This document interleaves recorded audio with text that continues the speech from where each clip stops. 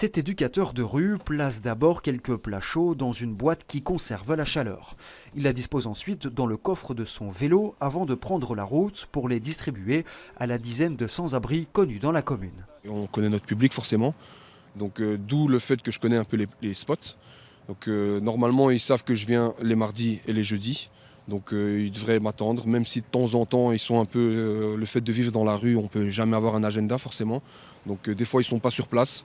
Donc je fais un petit tour, essayer de les trouver. Ces distributions de repas s'apparentent davantage à une entrée en contact avec les bénéficiaires. Les éducateurs peuvent ainsi les épauler et les orienter vers les structures et services d'aide adéquats. Je sais qu'ils sont dans la galère, je dis que moi mon travail c'est ça, je peux vous aider là-dedans, il ne faut pas hésiter. Au début ça refuse un peu peut-être, au final c'est mon quartier, je travaille ici, je passe tout le temps. Donc à chaque fois je vais revenir, faire un petit coucou, ça coûte rien.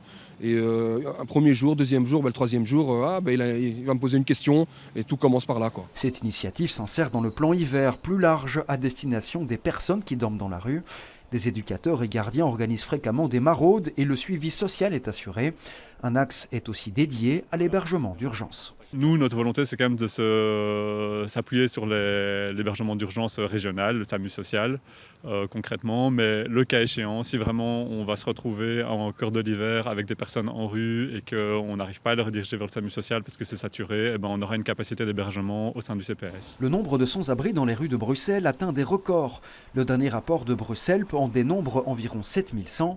Et malgré ce que l'on pourrait croire, Woluwe Saint-Lambert n'échappe pas à la tendance. Ils ont commencé à faire le dénombrement. On constate tous les 2 ans une augmentation du nombre de personnes en rue.